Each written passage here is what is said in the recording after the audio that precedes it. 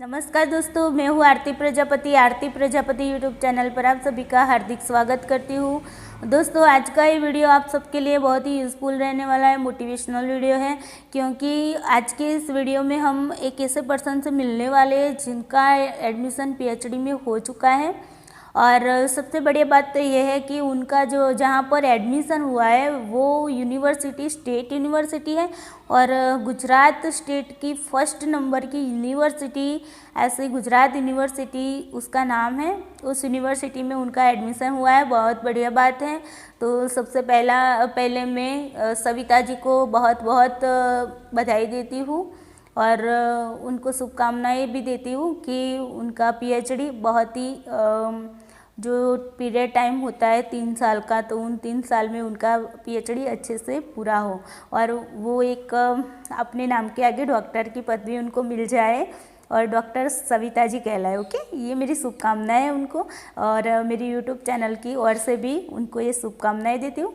तो दोस्तों, आज हम उनकी एक्सपीरियंस के बारे में देखने वाले हैं। उन्होंने मुझे स्पेशल थैंक्स कहा था पर्सनल मैसेज करके कि ma'am thank you so much, आपने मुझे बहुत ही हेल्प की है। तो मैंने बोला आप अपना एक्सपीरियंस साझा कीजिए ताकि स्टूडेंट को मोटिवेशन मिल जाए और जो स्टूडेंट को इस बार पीएचडी में एडमिशन नहीं मिला है, जिनका एग्ज़ाम क्लियर नहीं हुआ, तो उन लोगों के लिए ये वीडियो मोटिवेशनल वीडियो बन जाए। ओके, तो इसलिए उन्होंने मुझे वीडियो बनाकर भेजा था, तो मैंने सोचा कि इस वीडियो को मैं यूट्यूब के चैनल पर ही रख देती हूँ ताकि जो लोग पीएचडी करना चाहते हैं तो उन लोगों को ये बहुत ही यूज़फुल रहेगा। उससे पहले मैं कुछ बताना चाहती हूँ। तो पीएचडी की जो प्रोसेस होती है उसके बारे में मेरे पास बहुत सारे क्वेश्चन आए हुए थे, तो उन क्वेश्चन के बारे में मैं थोड़ा सा आपको बता देती हूँ। तो सबसे पहले स्टूडेंट मुझे पूछते हैं कि मैम मुझे पीएचडी करना है लेकिन उसकी प्रोसेस मुझे नहीं पता है। ओके, तो इसका जवाब मैं देती हूँ कि अगर आप पीएचडी करना चाहते हैं तो उसकी प्रोसेस सबसे पहले ये है कि आपको पीएचडी में किसी के घर में जाते हैं या अपने खुद के घर में जाते हैं तो हमें क्या करना है, दरवाजे से एंटर होना पड़ता है ना, मेन दरवाजे पे। तो जहाँ पर पीएचडी में आपको एंटर होना है तो वहाँ पर आपको मेन दरवाजे से अंदर एंटर होना होता है। अब मेन दरवाजे 3 रास्ते बताता है आपको। पहला रास्ता है आपका नेट का रास्ता है, यानी कि आप नेट क्लियर करके वहाँ पर से घुस सकते हैं। दूसरा रास्ता आपका है सेट का है, जो स्टेट लेवल पर ली जाती है एग्ज़ाम। अब सेट के एग्ज़ाम पास करके आप दूसरे रास्ते से वहाँ पर जा सकते हो। और तीसरा रास्ता है एंट्रेंस एग्ज़ाम का, जो यूनिवर्सिटी थ्रू ली जाती है। तो यूनिवर्सिटी द्वारा जो एंट्रेंस एग्ज़ाम कंडक्ट कराई जाती है उस एंट्रेंस एग्ज़ाम को आपको पास करना है। ठीक है, ये थ्री व्यूज़ ही है यहाँ पर आपके लिए, ये 3 मार्ग ही यहाँ पर हैं और इन तीनों में से ही आपको आगे बढ़ना होता है। तो आपको तय करना है कि नेट पास करना है, सेट पास करना है या फिर एंट्रेंस एग्ज़ाम। देखिए, ये पीएचडी एडमिशन की मैं प्रोसेस आपको बता रही हूँ। ओके, प्रोफेसर असिस्टेंट प्रोफेसर बनने की नहीं, असिस्टेंट प्रोफेसर के बारे में भी कभी वीडियो बनाऊंगी, तब मैं बताऊंगी कि किस तरीके से वहाँ पर जाया जाता है। अभी पीएचडी एडमिशन की बात चल रही है तो उसके बारे में मैं आपको बता रही हूँ।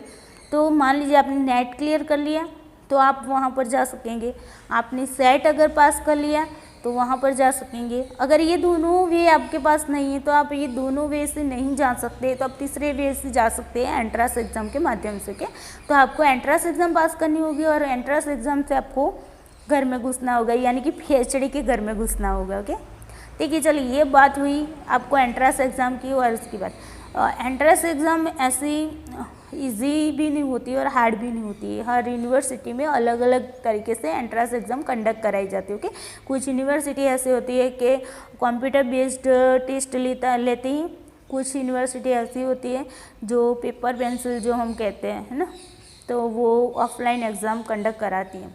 तो इस तरीके से आपको अलग अलग तरीके से अलग अलग व्यू से आपको एग्ज़ाम कंडक्ट कराई जाती है। ओके, अब आते हैं उसके बाद की प्रोसेस पर। अगर मान लीजिए आपने इन 3 वे में से किसी एक वे से आपने अंदर एंट्री कर ली। ओके, उसके बाद ये होता है कि आपका पर्सनल इंटरव्यू होता है। कभी कभी स्टूडेंट बहुत ज़्यादा होता है तो वो लोग क्या करते हैं कि ग्रुप डिस्कशन करा लेते हैं।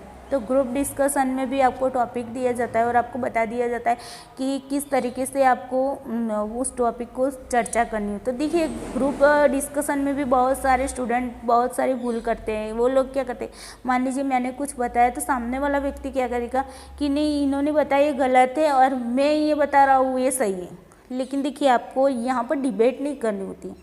डिबेट का मतलब जानते हैं ना, आपने न्यूज़ चैनल पर देखा होगा हर रोज़ आज तक अगर कोई देखता होगा तो उनको पता होगा पूरे दिन डिबेट ही डिबेट चलती रहती, कोई भी टॉपिक हो डिबेट चलती रहती है। बीजेपी वाले ये बोलते हैं, कांग्रेस वाले ये बोलते हैं, है ना, विरोध पक्ष वाले ये बोलते रहते हैं, इसे आप पार्टी वाले ये बोलते रहते। ऐसे डिबेट हमें नहीं करनी यहाँ पर हमें ग्रुप डिस्कशन करना होता है। यानी कि उसने बोला वो भी सही है, मैं बोल रहा हूँ वो भी सही, यानी दोनों सही है। ओके, तो सामने वाले ने अपनी बात रख दी तो हम उनका विरोध नहीं करेंगे, लेकिन हम बताएंगे कि सर मैं ये बताना चाहता हूँ, मेरा मत ये है कि इस तरीके की समस्या होती है और उन समस्या पर रिसर्च किया जाना चाहिए। इस तरीके से हमें वाक्य अच्छे से बोलना चाहिए। ओके, जो ग्रुप डिस्कशन होता है उसके टाइम। अब बात आती है ग्रुप डिस्कशन के बाद पर्सनल इंटरव्यू की। तो पर्सनल इंटरव्यू में ऐसा होता है कि सामने या तो फिर 4-5 व्यक्ति बैठे होते हैं, या तो फिर एक ही व्यक्ति बैठा होता है, या फिर 2 भी बैठे होते हैं। कोई फिक्स नहीं होता है कितने पर्सन आपके सामने बैठेंगे। ओके, लेकिन आप अकेले होंगे पर्सनल इंटरव्यू में, आप अकेले होंगे। तो वहाँ पर आपको आपकी रिसर्च प्रपोजल के बारे में पूछी जाएगी। तो आपको रिसर्च प्रपोजल उसी टाइम लेकर जाना है जब आपका पर्सनल इंटरव्यू हो उस टाइम। तो वहाँ पर आप पर्सनल इंटरव्यू के टाइम पर अगर आपकी रिसर्च प्रपोजल लेकर जाते तो आपको उसी में से क्वेश्चन करेंगे और आपके सब्जेक्ट के रिलेटेड रिसर्च के बारे में ही आपको क्वेश्चन करेंगे। तो आपको अपनी रिसर्च प्रपोजल अच्छे से तैयार करके जानेंगे, यानी कि आपका टॉपिक क्या है, आपने कौन से वेरिएबल्स लिए हैं, आप डाटा कलेक्ट किस तरीके से करेंगे, डाटा का एनालिसिस किस तरीके करेंगे, डाटा का एनालिसिस करते वक्त कौन से टूल्स का, कौन सी मेथड्स का यूज़ करेंगे, डाटा एनालिसिस करते वक्त कौन से टेस्ट का यूज़ करेंगे। ओके, डाटा कलेक्ट करते वक्त कौन से टूल्स यूज़ करेंगे, कौन सी टेक्निक यूज़ करेंगे, ओके, कौन से टेस्ट यूज़ करेंगे। ये सारी बातें जो आती है वो आपकी उसमें आ जाती है और उसी में से आपकी हाइपोथेसिस क्या है, आपके ऑब्जेक्टिव क्या है, आपके ऑब्जेक्टिव के अकॉर्डिंग हाइपोथेसिस कौन सी बन रही है, इस तरीके के क्वेश्चन आपको पूछे। आपके जो वेरिएबल है उनमें से डिपेंडेंट वेरिएबल कौन से हो और इंडिपेंडेंट वेरिएबल्स कौन से हैं। ओके, कंट्रोलिंग वेरिएबल्स कौन से हैं। तो फिर आपको जो सैम्पलिंग के बारे में पूछा जाए, कितना सैम्पलिंग लेंगे, किस तरीके से सैम्पलिंग लेंगे, उस सैम्पलिंग में कौन से प्रकार का यूज़ करेंगे। ओके, ये सारी बातें वहाँ पर आपको पूछी जाएंगी। आपकी रिसर्च डिज़ाइन किस प्रकार की है, रिसर्च डिज़ाइन के बारे में आपको पूछा जाएगा। फिर आपको पूछा जाएगा कि कितने फैक्टर्स हैं आपकी रिसर्च डिज़ाइन में। ये सारे क्वेश्चन आपकी रिसर्च प्रपोजल के आधार पर ही आपको पूछे जाएंगे। ओके, तो ये हुई पर्सनल इंटरव्यू की बात। और पर्सनल इंटरव्यू के बाद आती है अब आरडीसी। आरडीसी में क्या होता है कि आपको रिसर्च प्रपोजल प्रेजेंट करनी होती है। क्या करनी है, प्रेजेंट करनी होती है। तो प्रेजेंट करते वक्त भी यही होता है, पर्सनल इंटरव्यू में जो होता है उसी तरीके का प्रेजेंटेशन में भी होता है। पर्सनल इंटरव्यू में इतना होता है कि वो सामने वाले से पूछता है और आपको उनके जवाब देने होते हैं। ओके, लेकिन रिसर्च प्रपोजल जो प्रेजेंट करना होता है आरडीसी में, वहाँ पर आपको सिर्फ बोलना होता है। आप जब अपनी प्रेजेंटेशन अपना पूरा कर लेंगे तो उसके बाद आपको वहाँ से क्वेश्चन करेंगे। ओके, इस टाइप की ये प्रोसेस होती है और उसके बाद आपका सिलेक्शन होता है। सिलेक्शन के बाद आपको गाइड दे दिए जाते हैं। उसके बाद आपका रजिस्ट्रेशन होता है। रजिस्ट्रेशन होने के बाद आपका पीएचडी कोर्स वर्क होता है। पीएचडी कोर्स वर्क में आपको बहुत सारी एक्टिविटीज़ करनी होती है। 1 मंथ का पीएचडी कोर्स होता है, ब्लेंडेड मोड पर वो लोग कराते हैं और उसमें आपको वहाँ पर भी आपको रिसर्च प्रपोजल बनानी होती है, प्रेजेंट करनी होती है, ऑनलाइन प्रेजेंट करनी होती है और उसके बाद आपकी एग्ज़ाम ली जाती है फिर से।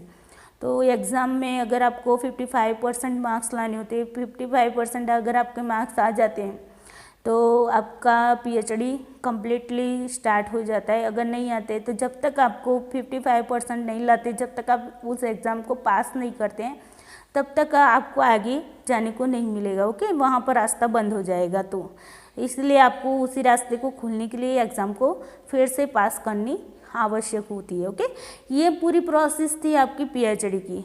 अब हम देखेंगे सविता जी की एक्सपीरियंस के बारे में। ओके, तो अगर देखिए दोस्तों, आपकी कोई क्वेश्चन होते हैं तो आप मुझे पर्सनल मैसेज कर सकते हैं। ग्रुप में मैं इसलिए मना कर रही हूँ क्योंकि ग्रुप में हम जो ऑनलाइन जो यूट्यूब के माध्यम से जो आपको सिखा रहे, उनकी जो लिंक होती है वीडियो की, वो लिंक वहाँ पर रखी जाती है। अगर हम ज़्यादा मैसेज करते रहेंगे तो क्या होगा कि जब स्टूडेंट को देखना होगा तो मैसेज ज़्यादा दिखेंगे और उनको उनकी जो लिंक उनको देखनी है, उनको जो वीडियो जिस टॉपिक का देखना है, तो वो उन्हें ढूंढने में बहुत काफ़ी टाइम लग जाएगा। इसलिए मैं मना कर रही हूँ कि ग्रुप में आप कोई भी बात ना रखिए, अदर कोई भी बात ना रखिए। अगर आपको कुछ भी भेजना है तो मुझे पर्सनली भेज सकते हैं। आपकी कोई समस्या है तो मुझे पर्सनल मैसेज कर सकते हो। ओके, हमारा टेलीग्राम ग्रुप है, वहाँ पर हम क्विज सेशन रखते हैं। तो डेली क्विज सेशन, सुबह को हम पेपर 1 का क्विज कराते हैं और रात को 9 बजे हमारा साइकोलॉजी का जो क्विज होता है वो कराते हैं। ओके, तो आप टेलीग्राम ग्रुप में भी ज्वाइन हो जाएगा, व्हाट्सएप ग्रुप में भी ज्वाइन हो जाए। व्हाट्सएप ग्रुप में आपको PDF और लिंक दोनों प्रोवाइड करा दी जाएगी और टेलीग्राम ग्रुप में आपको क्विज कराए जाए। क्विज इसलिए कराती हूँ कि आपको प्रैक्टिस हो, बाद में हमें प्रैक्टिस करने की ज़रूरत ना पड़े। अगर टॉपिक के साथ साथ हम क्विज़ ले लेते हैं तो आपकी प्रैक्टिस ज़्यादा हो जाएगी। ओके, तो इसलिए क्विज़ वहाँ पर टेलीग्राम पर करा रही हो। अगर किसी के पास टेलीग्राम ऐप नहीं है तो वो डाउनलोड गूगल प्ले पर जाकर डाउनलोड कर सकता है और वहाँ जाकर फिर मेरी जो लिंक होती है वो उन लिंक को क्लिक करके वहाँ पर ज्वाइन भी हो सकते हैं। ओके, तो चलिए दोस्तों, मुझे जो क्वेश्चन आए थे वो सारे क्वेश्चन को मैंने यहाँ पर रख दिए हैं। अब आप सभी को बहुत बहुत शुभकामनाएं कि आप सभी का भी PhD में सिलेक्शन सविता जी की तरह हो जाए। ओके, चलिए दोस्तों, हम अब देखते हैं सविता जी के एक्सपीरियंस के बारे में। ओके, नमस्कार, मैं सविता आज आप सबके साथ अपने PhD एंट्रेंस एग्ज़ाम का एक्सपीरियंस शेयर करने जा रही हूँ। उम्मीद है आपको इससे कुछ मदद मिलेगी। जैसा कि आप सभी जानते हैं कि पिछले ही महीने गुजरात यूनिवर्सिटी का PhD एंट्रेंस एग्ज़ाम हुआ था, जिसमें तकरीबन 2450 बच्चों ने एग्ज़ाम दिया था और उसमें से 140 के अराउंड बच्चों ने इसे पास किया। तो इस रिज़ल्ट को देखकर आपको इसकी डिफ़िकल्टी लेवल का अंदाज़ा आ ही गया होगा। इसके पासिंग मार्क्स की अगर मैं बात करूं तो SC ST के लिए 45% मार्क्स और जनरल कैटेगरी वालों के लिए 50% मार्क्स लाना अनिवार्य था। मैं यहाँ पर स्पेशली बात करना चाहूँगी कि जो पेपर उसमें हुआ था, फर्स्ट पेपर, जो कि सेकंड पेपर आपके सब्जेक्ट का रहेगा और फर्स्ट पेपर सबके लिए कंपलसरी होता है, उससे रिलेटेड मैं बात करूँगी क्योंकि इसका सिलेबस वेबसाइट पर डिटेल में अवेलेबल नहीं है और ना ही कोई प्रीवियस क्वेश्चन पेपर। तो मैं जो एग्ज़ाम में मैंने देखा किस तरह के क्वेश्चंस थे उसी के बारे में मैं आपको बताना चाहूँगी कि अगर आप प्रिपेयर कर रहे हो नेक्स्ट ईयर के लिए तो आपको ये चीज़ों से कुछ लाभ मिले। तो फर्स्ट पेपर में जो सब्जेक्ट्स या क्वेश्चंस आए हुए थे वो research methodology, computer, reasoning, data interpretation, तो इस तरह के क्वेश्चन उसमें आए हुए थे। और फर्स्ट पेपर जो इंग्लिश और गुजराती 2 लैंग्वेज में दिया हुआ था, तो जिनको गुजराती नहीं आती है उनके लिए इंग्लिश एक माध्यम है, हिंदी में पेपर नहीं आता है। तो ये सब बातें थी फर्स्ट क्वेश्चन पेपर से रिलेटेड। सेकंड पेपर आपका अपने सब्जेक्ट में ही रहेगा और मैं अगर अपनी बात करूँ, मैंने ये एग्ज़ाम पास कर लिया है और जो पर्सनल इंटरव्यू और RDC ये भी हो चुका है। अब आगे के प्रोसीजर अभी बाकी है और इसमें यहाँ तक पहुँचने में मुझे जहाँ पर भी प्रॉब्लम आई या डाउट रहा उसमें आरती मैम ने बहुत सहयोग किया। इस वीडियो के माध्यम से मैं उनको धन्यवाद कहना चाहूँगी।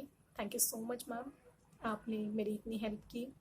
मेरी कामना है कि आपका ये कार्य निरंतर इसी तरीके से जारी रहे और आप सभी मित्रों से मैं बस यही कहना चाहूँगी कि लहरों से डरकर नौका पार नहीं होती, लहरों से डरकर नौका पार नहीं होती, कोशिश करने वालों की कभी हार नहीं होती, कोशिश करने वालों की कभी हार नहीं होती। आई होप कि ये सब बातें आपके काम आए। धन्यवाद। थैंक यू सविता जी, आपने ये मोटिवेशनल वीडियो बनाया और हमारे स्टूडेंट के लिए ये बहुत ही यूज़फुल रहेगा। तो आपको फिर से again thank you so much, दिल से थैंक यू बोलती हूँ। और आप अपनी पीएचडी में बहुत सारी कामयाबी प्राप्त करें, ऐसी शुभकामनाएं भी आपको देती हूँ। चलिए दोस्तों, आज के लिए इतना ही। अगर वीडियो अच्छा लगा है तो उसे लाइक करना है, अपने दोस्तों के साथ शेयर भी करना है और सब्सक्राइब भी कर दीजिएगा। ओके, चलिए दोस्तों, थैंक यू।